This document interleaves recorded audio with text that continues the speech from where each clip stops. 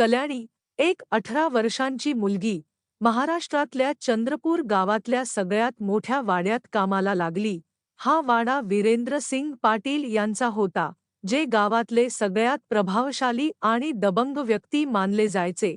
त्यांचा धाकटा मुलगा, आर्यन, जो नुकताच परदेशातून शिकून परतला होता, कल्याणीला खूप आवडला होता. ती चोरून चोरून त्याच्याकडे बघायची आणि मनातल्या मनात त्याच्याबद्दल विचार करायची. एकदा जेव्हा आर्यन वाड्यात नव्हता, कल्याणी त्याच्या खोलीची साफसफाई करायला गेली. आर्यनच्या फोटो फ्रेमला स्वच्छ करताना ती यात हरवून गेली. फोटो उचलून तिने तो आपल्या हृदयाशी लावला. खोलीच्या एसीच्या थंडाव्यात तिला झोप यायला लागली आणि ती फोटो छातीला लावून आर्यनच्या पलंगावर झोपली. तिला कळंच नाही कधी झोप लागली. जेव्हा तिची डोळे उघडली, ती घाबरून थरथर कापायला लागली, कारण एका माणसाचा हात तिच्या पोटावर होता. हळूहळू खाली सरकत होता. घाबरत घाबरत तिने खाली पाहिलं. तो माणूस दारूच्या नशेत चूर होता आणि जनावरासारखा तिच्या शरीराला हात लावत होता. हे पाहून कल्याणीचं हृदय तुटायला लागलं. कल्याणीची आई, मालती, चंद्रपुरात लोकांच्या घरात काम करायची. ती भांडी घासायची, कपडे धुवायची, जेणेकरून घराचा चूल पेटत राहील. पण कल्याणीचा बाप, रमेश, मालतीच्या मेहनतीची कमाई चोरून दारू आणायचा आणि अंगणात बसून प्यायचा. त्याच्या या सवयीमुळे मालतीला खूप राग यायचा. कल्याणी आता तरुणपणाच्या उंबरठ्यावर होती आणि रमेशच्या कृती मालतीच्या हृदयाला खोल जखम करायच्या. एकदा रमेश पुन्हा दारूची बाटली घेऊन आला आणि अंगणात प्यायला लागला. मालतीचा राग उसळला. तू माझे पैसे का चोरले? तुला लाज वाटत नाही? घरात मुलगी मोठी होते आणि तू अशा कृती करतोस. दारू प्यायचीच होती तर बाहेर कुठे प्यायचंस? घरात बाटली का आणली? रमेशला मालतीचा हा प्रश्न सहन झाला नाही आणि त्याने तिला मारायला सुरुवात केली. हे पाहून कल्याणीचा लहान भाऊ, रोहन, रमेशला पकडून जोरजोरात रडायला लागला. कल्याणी त्याला शांत करायला लागली, पण तिचंही हृदय रडत होतं, कारण जेव्हापासून तिने या घरात डोळे उघडले, तिने फक्त मारझोड आणि दुःखच पाहिलं होतं. कल्याणीच्या काही मैत्रिणी होत्या, ज्यांचे बाप सभ्य आणि चांगले माणसं होतं, पण जसजशी कल्याणी मोठी झाली, तिच्या मैत्रिणींच्या आयांनी त्यांना कल्याणीशी भेटण्यास मनाई केली. कारण रमेश दारुडा आणि जुगारी होता आणि मालती लोकांच्या घरात काम करायची. हीच कल्याणीच्या घराची खरी वास्तविकता होती. रोहनला शांत करताना ती स्वतः फुटफुटून रडायला लागली. रोहनने तिला पाहून शांत होत तिचे डोळे पुसले, तिला धीर दिला, कारण भाऊ-बहीण असेच होते. जेव्हा एक संकटात असायचं, तेव्हा दुसरा सांभाळायचा. बराच वेळ कल्याणी रडत राहिली. मग जेव्हा मालतीच्या किंकाळ्या थांबल्या आणि ती डगमगत अंगणात उभी राहिली, रमेश पाठ फिरवून दारू प्यायला लागला. कल्याणीने आपल्या आईला पाहिलं, तेव्हा तिचं हृदय तोंडात आलं. कारण मालतीचे कपडे ठिकठिकाणी फाटले होते आणि त्यातून तिच्या शरीरावरील लाल वण साफ दिसत होते. रमेशने त्या दिवशी सगळ्या मर्यादा ओलांडल्या होत्या. त्याने मालतीला लोखंडी पाईपने मारलं होतं. कल्याणीने मालतीला आधार देऊन घरात नेलं, कारण मालतीची अवस्था अशी होती की ती स्वतः चालू शकत नव्हती. कल्याणी आणि रोहनने मिळून मालतीच्या जखमांवर मलं लावलं. मालती सिसकीत रडत होती, पण कल्याणीला माहीत होतं की ती जखमांच्या दुखण्याने नाही, तर या चिंतेने रडत होती की आता ती कामावर जाऊ शकणार नाही आणि घराचा चूल कसा पेटणार. या वेळाने कल्याणीने मालतीला हळदीचं गरम दूध पाजलं, जेणेकरून तिच्या जखमांना थोडा आराम मिळेल. मग तिने रोहनच्या डोक्यावर प्रेमाने हात फिरवला आणि म्हणाली, तू आईचा सांभाळ कर. मी आईच्या जागी वाड्यावर जाते आणि तिथे तिचं काम करून येते. रोहनने समजूतदारपणा दाखवला आणि मान हलवून होकार दिला. कल्याणीने ओढणी डोक्यावर घेतली आणि चंद्रपूरच्या सगळ्यात मोठ्या वाड्याकडे निघाली. हा वाडा वीरेंद्र सिंग पाटील यांचा होता. या वाड्यातल्या बायका राणीमहाराणींसारख्या होत्या आणि पुरुष एकापेक्षा एक दबंग आणि रौद्र. वीरेंद्र सिंग पाटील यांचा संपूर्ण चंद्रपुरात दबदबा होता. कल्याणी जेव्हा लहान होती तेव्हा या वाड्याबद्दल ऐकून तिला वाटायचं की इथले लोक चित्रपट आणि कथांमधल्यासारखे असतील, जे गावक्यांवर जुलूम करतात, त्यांच्या बहिणी मुलींच्या इज्जतीवर हात टाकतात. पण चंद्रपूरचे वीरेंद्र सिंग पाटील तसे नव्हते. ते खूप इज्जतदार होते आणि गावच्या बहिणी मुलींना आपल्या बहिणी मुलींसारखं मानायचे. त्यांच्या वाड्यातल्या बायकाही खूप सभ्य होत्या, कधी कुणावर वाईट नजर टाकत नव्हत्या. अगदी परका माणूस त्यांच्या बायकांना पाहत नव्हता आणि कोणी वाड्याजवळून येरझाया घालत नव्हतं. वाड्यात काम करणाऱ्या बायकाही खूप इज्जतदार होत्या. कल्याणीची आई मालती खूप नेक आणि धार्मिक होती, म्हणून वाड्याच्या मालकीण राणीबाई यांनी तिला कामावर ठेवलं होतं. राणीबाईंचा स्वभाव खूप कडक होता, पण जर कल्याणी वाड्यात कामाला गेली नाही तर त्यांच्या घराचा चूल कसा पेटणार, म्हणून ती स्वतः वाड्यावर जायला तयार झाली. जेव्हापासून मालतीला वाड्यात काम मिळालं तेव्हापासून त्यांच्या घराची परिस्थिती काहीशी सुधारली होती आणि म्हणूनच रमेशलाही रोज दारूची बाटली विकत घ्यायला पैसे मिळायचे. असो, कल्याणीने देवाचं नाव घेतलं आणि वाड्यात पाऊल टाकलं. त्या भव्य वाड्याला पाहून तिचं हृदय जोरजोरात धडकायला लागलं, कारण तिला माहीत नव्हतं की हे लोक मालतीच्या जागी तिला कामावर ठेवतील की नाही. याच विचाराने तिचा श्वास अडकत होता, पण तिने हिंमत हरली नाही, कारण इतक्या जवळ येऊन मागे फिरणं तिला मान्य नव्हतं. ती थेट मालतीची मैत्रीण शीतल यांच्याकडे गेली, कारण तीच तिला राणीबाईंपर्यंत घेऊन जाऊ शकायची. कल्याणीने स्वयंपाकघराकडे पाऊल टाकली, कारण मालती नेहमी सांगायची की शीतल नेहमीच स्वयंपाकघरात मिळते. दुपारचा वेळ होता, त्यामुळे शीतल तिथे असणं गरजेचं होतं. वाडा इतका मोठा होता की कल्याणीला स्वयंपाकघर कुठे आहे ते समजत नव्हतं, पण जेवणाच्या वासाने तिला रस्ता दाखवला. स्वयंपाकघरात शिरताच समोर शीतल जेवण बनवताना दिसली. कल्याणीने हळूच हाक मारली, तेव्हा शीतलने मागे वळून पाहिलं आणि आश्चर्याने म्हणाली, "अरे, तू मालतीची मुलगी कल्याणी ना?" कल्याणीने मान हलवून होकार दिला आणि येण्याचं कारण सांगितलं. जेव्हा तिने मालतीच्या अवस्थेबद्दल सांगितलं तेव्हा शीतलच्या डोळ्यात पाणी आलं. ती रमेशला शिव या द्यायला लागली. कल्याणी शांतपणे मान खाली घालून उभी राहिली. थोड्या वेळाने शीतल तिला राणीबाईंच्या खोलीकडे घेऊन गेली. कल्याणीचं हृदय जोरजोरात धडकत होतं. तिने आपली ओढणी डोक्यावर नीट लपेटली होती, कारण राणीबाईंचा रुबाब असा होता की मोठमोठे लोक त्यांच्यासमोर थरथर कापायचे. शीतलने दार ठोठावलं आणि आतून परवानगी मिळाली. कल्याणी खोलीत शिरताच एक सुंदर सुगंधाने तिचं स्वागत केलं. शीतल तिला थेट राणीबाईंकडे घेऊन गेली. तिने राणीबाईंसमोर बसून मालतीची संपूर्ण कहाणी सांगितली आणि कल्याणीला पुढे करत म्हणाली, "ही मालतीची मुलगी आहे. ती आपल्या आईच्या जागी काम करायला आली आहे. कृपया याला कामावर ठेवा." राणीबाईंनी कल्याणीला निरखून पाहिलं. कल्याणी मान खाली घालून थरथर कापत होती. देवाने तिला खूप सुंदर बनवलं होतं. तिचे डोळे खूप निरागस होते. राणीबाईंनी तिला पाहताच म्हणाल्या, "बाई, तुझी ओढणी नेहमी असंच बांधून ठेव आणि चेहरा याने झाकून ठेव. एकही केस बाहेर दिसायला नको. तू खूप सुंदर आहेस, म्हणून सांगते, उद्यापासून तू तुझ्या आईच्या जागी काम सुरू करू शकते." त्यांच्या कडक स्वरावर कल्याणीने तात्काळ मान हलवली, त्यांचे आभार मानले आणि घरी परतली. तिच्या हृदयाला खूप शांतता मिळाली, कारण आता मालतीला कोणतीही तक्रार राहणार नव्हती आणि त्यांच्या घराची रोजीरोटी चालू राहणार होती. कल्याणीला जास्त दिवस तिथे काम करायचं नव्हतं, म्हणून ती निश्चिंत होती. घरी पोहोचल्यावर तिने पाहिलं की मालती औषधं घेऊन शांत झोपली होती. तिने रोहनच्या डोक्यावर प्रेमाने हात फिरवला आणि त्याच्याजवळ बसली. इकडे रमेश दारू पिऊन बेशुद्ध झाला होता. दिवस आपल्या गतीने निघून गेला. दुसऱ्या दिवशी सकाळी कल्याणी वाड्यावर पोहोचली.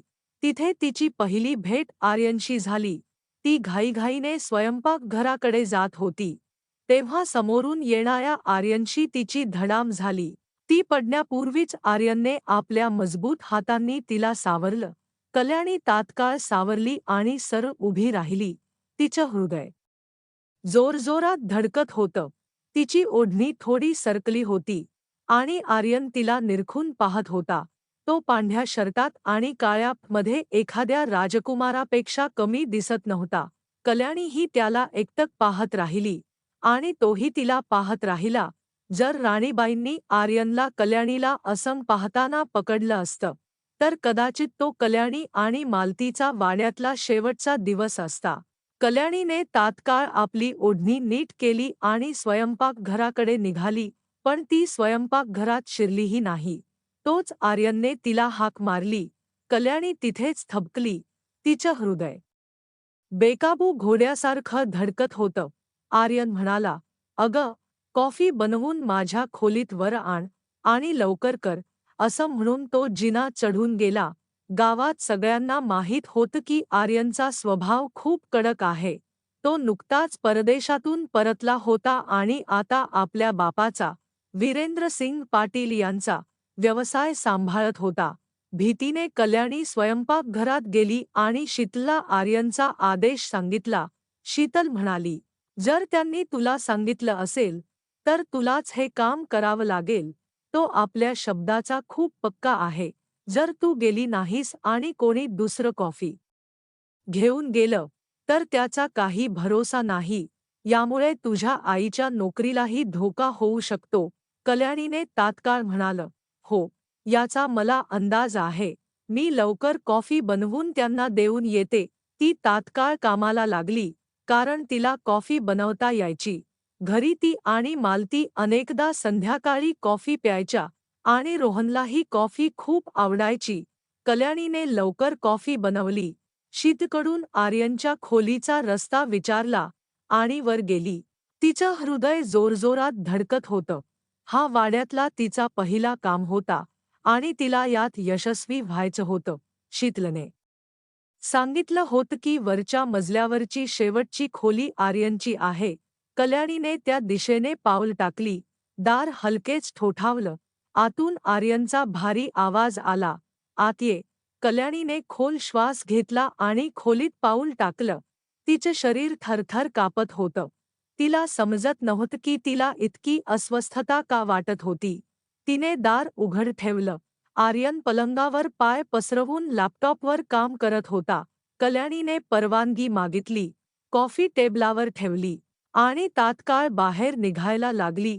पण आर्यनच्या आणखी एका हुकमाने तिला थांबवलं. तो म्हणाला, "अगं, कपाटातून माझा काळा सूट काढून इस्त्री कर आणि माझे बूटही पॉलिश कर. मला एका महत्त्वाच्या ठिकाणी जायचं आहे." कल्याणीला विचित्र अस्वस्थता वाटायला लागली.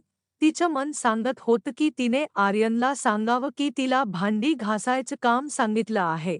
हे काम नाही. पण वाड्यात कोणत्याही साहेबाचा आदेश नाकारणं म्हणजे नोकरीला धोका. ती शांतपणे कपाटाकडे गेली. तिचे हात कापत होते. कपाट उघडलं. तिथे रंगीबेरंगी कपडे लटकत होते. पण काळा सूट कुठेच दिसत नव्हता. तिचा चेहरा ओढणीने झाकलेला होता, त्यामुळे तिला नीट दिसत नव्हतं. घाईघाईत तिने सारे कपडे इकडे तिकडे केले. आर्यनने मागून म्हणालं, "अगं, ही लाल ओढणी चेहऱ्यावरून काढ, मग काम कर." पण राणीबाईंचा कडक आदेश होता की ओढणी कधीही काढायची नाही. कल्याणीने आर्यनचं ऐकलं नाही आणि ओढणी घालूनच कपडे शोधायला लागली. अचानक आर्यन तिच्या मागे आला आणि तिची ओढणी खाली खेचली. कल्याणी घाबरून त्याच्याकडे वळली. तिच्या मोठ्या डोळ्यात भीती स्पष्ट दिसत होती. तिच्या चेहऱ्यावर घामाच्या थेंब चमकत होते. आर्यन तिला बेकाबू नजरेने पाहत होता. त्याने कल्याणीच्या चेहऱ्यावरील घाम पुसताना म्हणालं, "अगं, मी तुला खाणार नाही. आरामात काम कर." त्याचा हात कल्याणीच्या चेहऱ्याला लागताच ती घाबरून मागे सरकली. आर्यन परत पलंगावर बसला, पण त्याच्या नजरा कल्याणीकडून हटत नव्हत्या. कल्याणीने समोर एक काळा सूट पाहिला. तो काढला आणि इस्त्री करायला लागली. ती जरी फक्त 18 वर्षांची होती, तरी मालतीने तिला सगळी कामं शिकवली होती. तिने लवकर सूट इस्त्री केला, तो तिथेच ठेवला आणि आर्यनचे बूट पॉलिश करायला बसली. बूट पॉलिश करताच आर्यनचा आणखी एक आदेश आला, "अगं, कपडे तिथे नाही, बाथरूममध्ये ठेव आणि गिझरही चालू कर." कल्याणीने खोल श्वास घेतला, बाथरूममध्ये जाऊन कपडे ठेवले आणि गिझर चालू करण्याचा प्रयत्न केला, पण चुकून शॉवर चालू झालं आणि ती पूर्ण भिजली. शॉवर बंद होत नव्हतं, म्हणून ती घाबरून ओरडली, "हे बंद करा, माझे कपडे भिजताहेत." आर्यन धावत बाथरूममध्ये आला आणि म्हणाला, "वेडी, मी गिझर चालू करायला सांगितलं होतं, शॉवर नाही." त्याने शॉवर बंद केलं आणि कल्याणीला बाहेर काढलं. कल्याणीने घाबरत खोल श्वास घेतला आणि खोलीतून बाहेर निघायला लागली, पण आर्यनचा आवाज पुन्हा घुमला, "अगं, हा कप कोण घेऊन जाणार?" कल्याणीने तात्काळ कॉफीचा कप उचलला आणि धावत खाली गेली. तिला भीती वाटत होती की कुठे आर्यन दुसरं काम सांगेल. खाली पोहोचल्यावर तिने सुटकेचा श्वास घेतला, पण ढीगभर भांडी पाहून तिचं हृदय खचलं. तिला मालतीची आठवण आली आणि तिचे डोळे भरून आले. ती विचार करायला लागली की तिची आई तिच्यासाठी आणि रोहनसाठी किती काही सहन करते आणि ती स्वतः एक दिवसही हे काम करू शकत नव्हती. या विचाराने तिला हिंमत मिळाली आणि तिने तात्काळ भांडी घासायला सुरुवात केली. थोड्याच वेळात आर्यन स्वयंपाकघरात आला आणि म्हणाला, "मी माझ्या कामावर जातोय. जोपर्यंत मी परत येतो, तोपर्यंत माझी खोली चमकली पाहिजे. आज तूच माझी खोली साफ करशील." असं म्हणून तो निघून गेला. कल्याणीने शीलकडे पाहताना म्हणालं, "माझी आई ही सगळी कामं करायची का?" शीतलने मान हलवून नाही म्हणालं. कल्याणीचा राग भडकला, "म्हणजे माझ्या आईला फक्त भांडी घासायला आणि कपडे धुवायला पैसे मिळायचे, मग ही अतिरिक्त कामं मला का करावी लागताहेत?" ती रागात म्हणाली, "शीतल काकू, मी कोणाची इतकी गुलामगिरी करणार नाही. मी भांडी घासते, फक्त तेच करेन." तेवढ्यात राणीबाई स्वयंपाकघरात आल्या. त्यांनी कल्याणीला पाहून म्हणाल्या, "म्हणजे पहिल्याच दिवशी तुझी जीभ चालायला लागली, म्हणूनच अशा मुली आमच्याकडे काम करू शकत नाहीत. तुझ्या आईचं काम भांडी घासणं होतं, हे आम्ही मानतो, पण जर कोणी मालक तुला कोणता आदेश देईल, तर तुला त्याचं पालन करावं लागेल." राणीबाईंची बोलणी ऐकून कल्याणी भीतीने थरथर कापायला लागली. तिने तात्काळ मान हलवून म्हणालं, "नाही मालकीण, मी माफी मागते. माझा तसा अर्थ नव्हता." राणीबाईंनी हात उंचावून तिला गप्प केलं आणि कडक स्वरात म्हणाल्या, "आज तुझी जीभ खूप चालली, मी सगळं ऐकलं, पण जर माझ्या वाड्यात पुन्हा तू अशी जीभ चालवलीस, तर लक्षात ठेव, आम्ही राणीबाई आहोत आणि आमच्या रक्तात मक्खी नाही." असं म्हणून त्या शीतलला खून करून खोलीत निघून गेल्या. कल्याणीच्या डोळ्यातून अश्रू वाहायला लागले. ती फक्त 18 वर्षांची होती. ती या सगळ्या कामांसाठी बनलीच नव्हती. मालती तिला नेहमी या गोष्टींपासून दूर ठेवायची. कदाचित तिला माहीत होतं की कल्याणीला हे सगळं आवडत नाही. मग वेळ हळूहळू निघून गेला. मालतीची तब्येतही हळूहळू बिघडत गेली. आता कल्याणीला रोज वाड्यावर जावं लागत होतं, पण आर्यनने तिचा पगार वाढवला होता, ज्यामुळे ती आश्चर्यचकित झाली.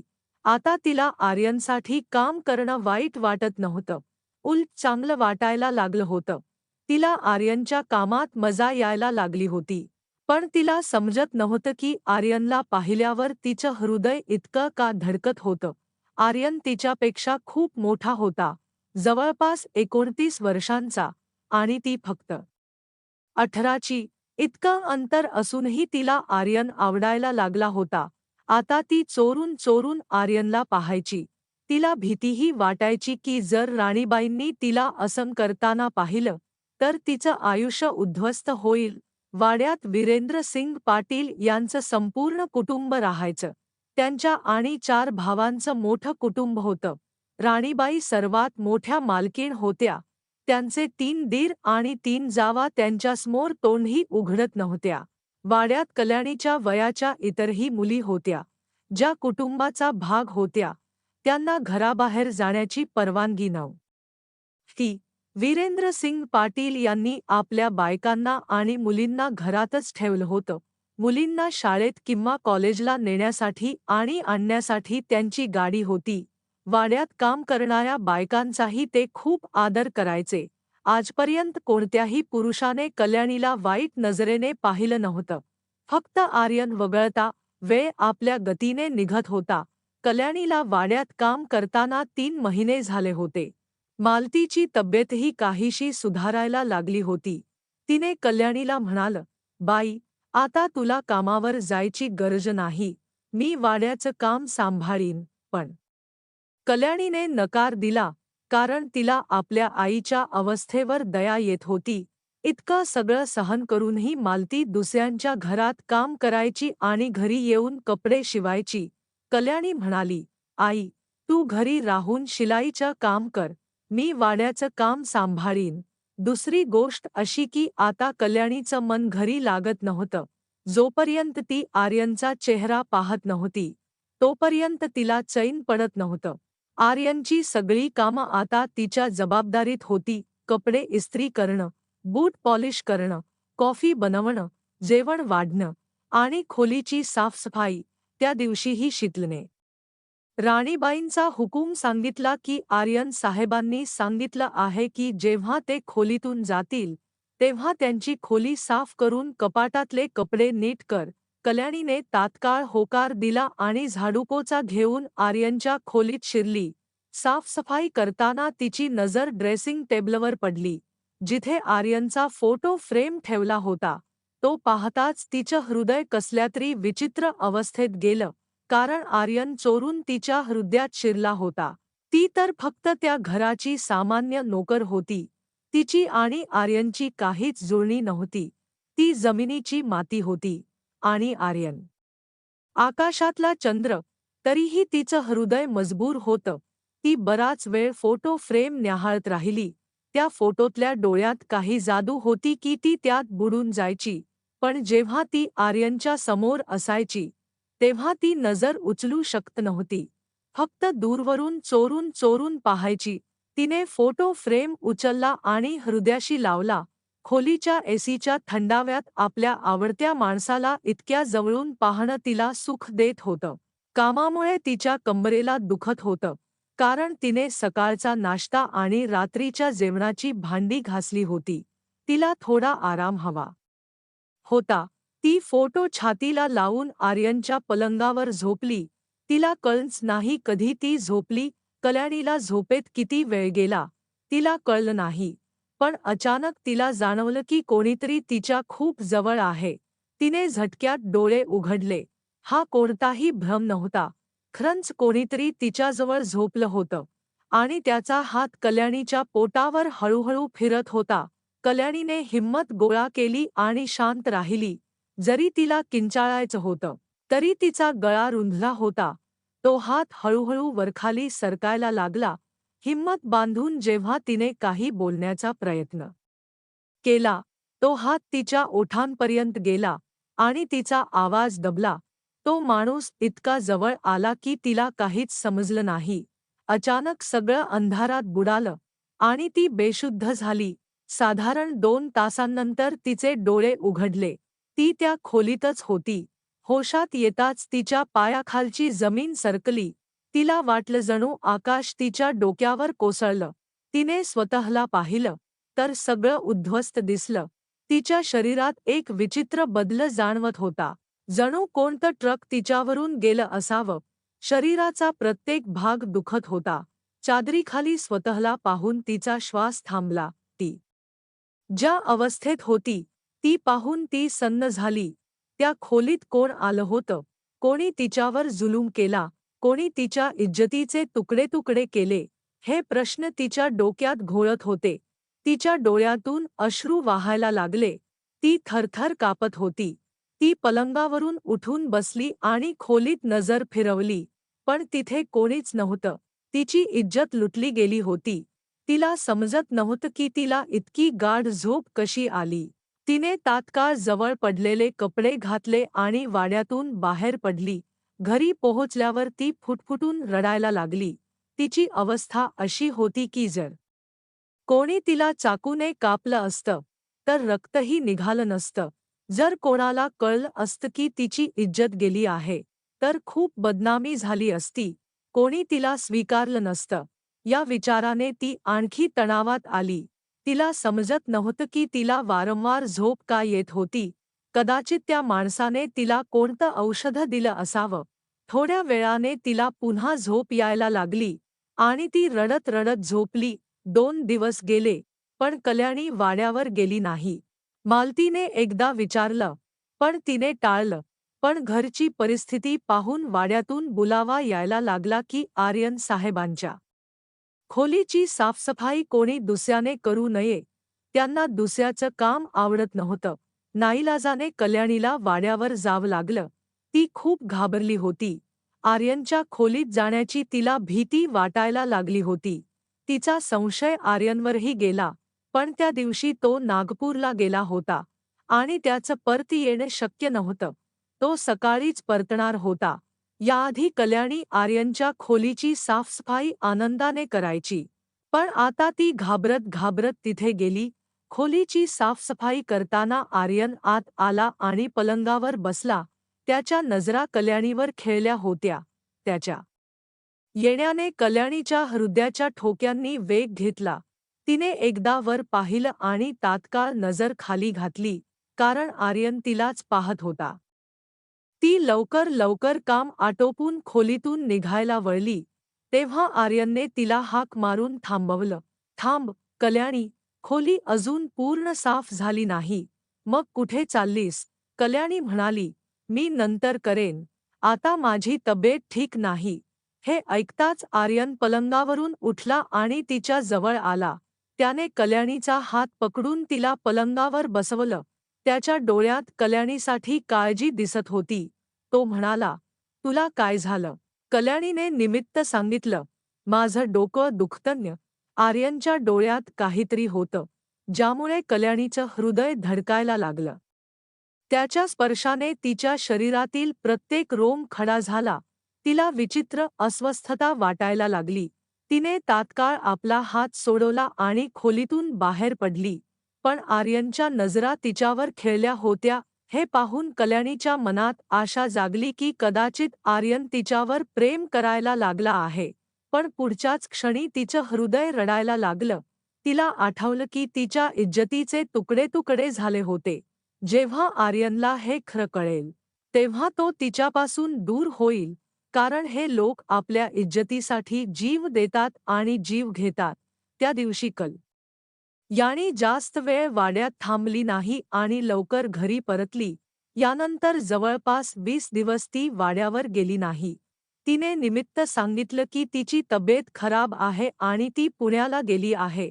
तिच्या गैरहजेरीत मालती पुन्हा वाड्यावर जायला लागली होती. पण एकदा मालती घरी आली आणि कल्याणीला म्हणाली, "बाई, छोटे साहेब आर्यन तुला बोलावत होते. ते म्हणत होते की फक्त तुझ्या हाताने साफ केलेली खोली त्यांना आवडते. दुसऱ्याची साफसफाई त्यांना पसंत नाही. असं कर, आपण आई मुलगी दोघी वाड्यावर जाऊ. मी भांडी घासेन आणि तू छोट्या साहेबांची खोली साफ कर. याने काही पैसे तरी येतील. तुझं लग्नही तर करायचं आहे ना, त्यासाठी खूप पैसे गोळा करावे लागतील." कल्याणीचं हृदयही आर्यनला पाहण्यासाठी धडकत होतं. नाईलाजाने ती दुसऱ्या दिवशी पुन्हा वाड्यावर कामाला गेली. ती स्वयंपाकघरात भांडी घासत होती. तेव्हा तिला मळमळ जाणवली आणि तिचं हृदय जोरजोरात धडकायला लागलं. ती उभी राहिली आणि पाण्याच्या नळाजवळ वाकली. तिला जोरात उलटी व्हायला लागली. त्या दिवशी मालतीला रोहनला घेऊन डॉक्टरकडे जायचं होतं, कारण त्याची तब्येत ठीक नव्हती. म्हणून ती वाड्यावर आली नव्हती. यानी तिच्या जागी भांडी घासत होती. शीतल जवळच जेवण बनवत होती. तिने कल्याणीची अवस्था पाहिली आणि तात्काळ तिची काळजी घेतली. तिने तिला बसवलं आणि पाण्याचा ग्लास तिच्या तोंडाला लावला. पण कल्याणीचं हृदय तरीही जोरात धडकत होतं आणि ती पुन्हा नळाकडे वाकली. तिला चक्कर यायला लागली. राणीबाईंची परवानगी घेऊन तिला घरी पाठवण्यात आलं. घरी पोहोचल्यावरही तिची तब्येत खूप खराब राहिली. मालती एक समजूतदार बाई होती. तिने आयुष्यातले अनेक चढउतार पाहिले होते. तिने कल्याणीची अवस्था पाहिली आणि तात्काळ समजलं की काहीतरी गंभीर आहे. तिने आपली मैत्रीण सुनीता यांना घरी बोलावलं. सुनीताने कल्याणीला पाहिलं आणि तपासलं. तेव्हा कळलं की ती गरोदर आहे. ही बातमी कल्याणीसाठी आकाश कोसळल्यासारखी होती. तिला वाटलं जणू तिचं अस्तित्व मिटलं. हे कसं घडलं? तिला तर हेही माहीत नव्हतं की तिच्यावर हा जुलूम कोणी केला. सुनीता गेल्यावर मालती खोलीत आली आणि कल्याणीला इतकं मारलं की तिची अवस्था आणखी बिघडली. मालतीच्या ओठांवर फक्त एकच प्रश्न होता, खरं खरं सांग, तो कोण आहे?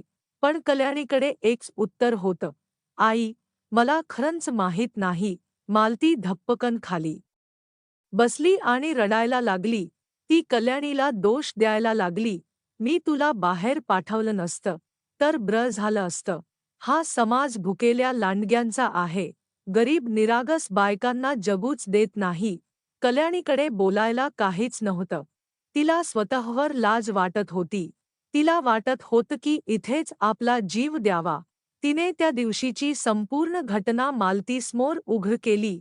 मालती रडत राहिली आणि म्हणत राहिली, ते वीरेंद्र सिंग पाटील यांचे लोक आहेत. कोणी आपलं म्हणणं ऐकणार नाही.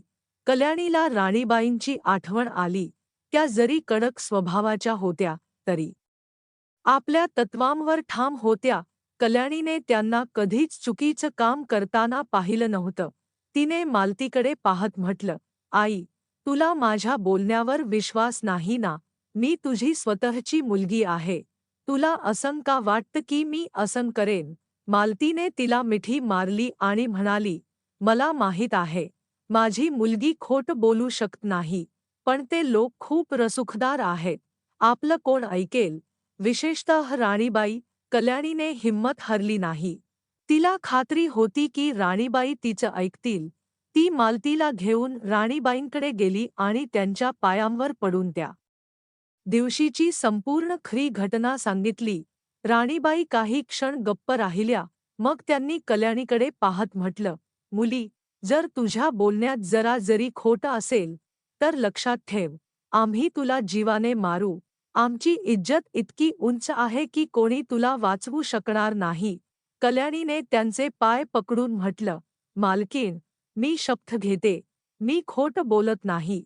त्या दिवशी मी आर्यन साहेबांच्या खोलीत गेले होते आणि त्याच दिवशी कोणी माझ्यावर जुलूम केला. राणीबाईंनी तात्काळ आपल्या मुलांना बोलावलं आणि सगळ्यांचे DNA टेस्ट करवले.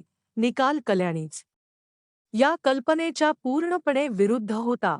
ज्या आर्यनला तिने आपलं हृदय दिलं होतं, ज्याला ती आपल्या स्वप्नांचा राजकुमार मानायची, ज्याच्यासाठी ती वारंवार वाड्यावर जायची, तोच तिच्या इज्जतीचा लुटारू निघाला. कल्याणीचं हृदय हजार तुकड्यात विखुरलं. तिचं प्रेमाचं महाल कोसळलं. याचा अर्थ त्या दिवशी आर्यन नागपूरहून लवकर परतला होता. त्याने कल्याणीला आपल्या खोलीत झोपलेली पाहिली आणि तिच्या इज्जतीचे तुकडे तुकडे केले. हे विचार करून कल्याणीचं हृदय आणखी तुटलं. राणीबाई कडक स्वभावाच्या होत्या, पण त्यांनी कल्याणीला बेसहारा सोडलं नाही. त्यांनी तात्काळ आपल्या नव्याला, वीरेंद्र सिंग पाटील यांना, सारी हकीकत सांगितली आणि कल्याणीचं लग्न आर्यनशी लावून दिलं. लग्नानंतर आर्यनने जे सांगितलं ते ऐकून कल्याणीचा विश्वास डगमगला. त्याने सांगितलं की पहिल्या दिवसापासूनच तो कल्याणीला पाहून वेडा झाला होता. तिच्या निरागसपणाने त्याला त्या गुन्ह्याकडे खेचलं होतं. त्याने ठरवलं होतं की तो कल्याणीला काहीही करून मिळवेल. जेव्हा त्याने कल्याणीला भिजलेल्या कपड्यात पाहिलं, तेव्हा त्याच्या मनात वाईट विचार आले. त्याने सांगितलं की तो कल्याणीच्या शरीरावर जबरदस्तीने ताबा मिळवू इच्छित होता. पण हळूहळू तिच्या निरागसपणावर आणि सौंदर्यावर त्याचं प्रेम जडलं. त्याने विचार केला होता की तो कल्याणीसाठी रिश्ता पाठवेल आणि तिला योग्य पद्धतीने स्वीकारेल, पण त्याला संधी मिळाली नाही. त्या दिवशी जेव्हा कल्याणी त्याच्या खोलीत झोपली होती, तेव्हा आर्यन अचानक तिथे आला. तिला आपल्या पलंगावर झोपलेली पाहून तो पहिल्यांदा चकित झाला. मग तिला जाग करण्यासाठी जवळ गेला. जेव्हा त्याने तिला स्पर्श केला तेव्हा त्याचं हृदय बेकाबू झालं. त्याने बेसूध अवस्थेत कल्याणीच्या ओठांना चुंबन घेतलं आणि तो स्वतःवर नियंत्रण ठेवू शकला नाही. त्याचे हात कल्याणीच्या शरीरावर पसरले. जेव्हा कल्याणीचे डोळे उघडले तेव्हा तो घाबरला आणि त्याने तिच्या मानेची एक नस दाबली, ज्यामुळे ती बेशुद्ध झाली. आर्यनने सांगितलं की नंतर त्याला खूप पश्चाताप झाला. तो कल्याणीकडून माफी मागू इच्छित होता आणि लग्न करून तिला इज्जत देऊ इच्छित होता, पण कल्याणी परत वाड्यावर आली नाही आणि तो रोज तिची वाट पाहत होता. याआधी तो काही करू शकेल. कल्याणी राणीबाईंकडे गेली आणि सारी हकीकत सांगितली. मग तिचं लग्न आर्यनशी झालं. आर्यनने माफी मागताना म्हणालं, जे काही झालं ते खूप चुकीचं होतं. मी तुझा गुन्हेगार आहे. पण एक चांगली गोष्ट झाली की तू मला मिळालीस. आता मी वचन देतो, तुला आयुष्यात कधीही दुःख होऊ देणार नाही. तुझ्या सगळ्या दुःखांची भरपाई मी स्वतः करेन. त्याने तसंच केलं. त्याने हळूहळू कल्याणीचं दुःख कमी करायला सुरुवात केली. कल्याणी गरोदर होती आणि तिची तब्येत ठीक नव्हती, कारण तिचं वय तितकं नव्हतं आणि ती त्या अवस्थेत कमजोर होती. आर्यनने तिची खूप काळजी घेतली. त्याने गुन्हा केला होता आणि कदाचित कल्याणी त्याला कधीही माफ करू शकणार नव्हती, कारण त्याने तिच्या निरागसपणाचा गैरफायदा घेतला होता.